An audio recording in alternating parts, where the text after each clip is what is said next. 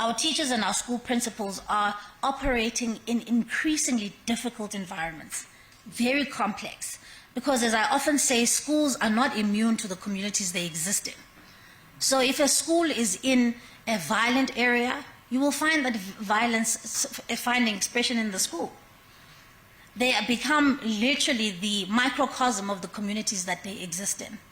And so it's important to support our teachers, our educators, and particularly school principals as they lead in complex environments.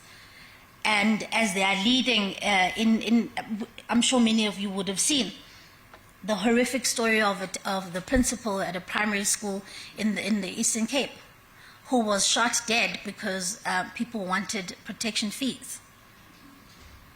So these are the realities that we are dealing with. Teachers are being mugged at the gates of their schools.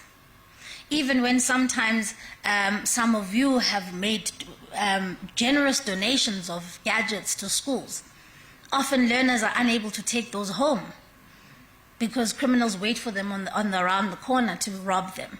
So these are complex environments. And we have to keep consistently saying, how do we keep the teacher not only equipped, but also motivated in an environment that is complex, that's sometimes violent, and an environment that is also financially constrained. I'm sure many of you would have seen that we are in a tight financial and fiscal environment.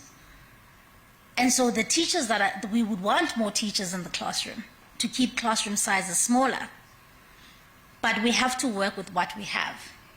And the burden on educators is increasing. And that's why the fifth and the final priority is safety in schools.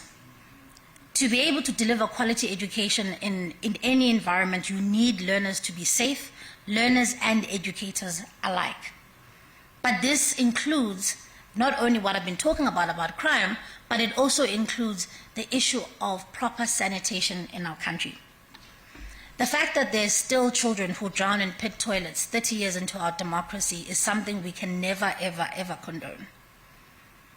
And it's one of the things that keep me certainly up at night, to say how do we not only clear the backlog, but how do we have reliable data that we are constantly monitoring what our schools look like. It's not only just about pit toilets, it's also about asbestos roofs, it's also about appropriate structures in our schools.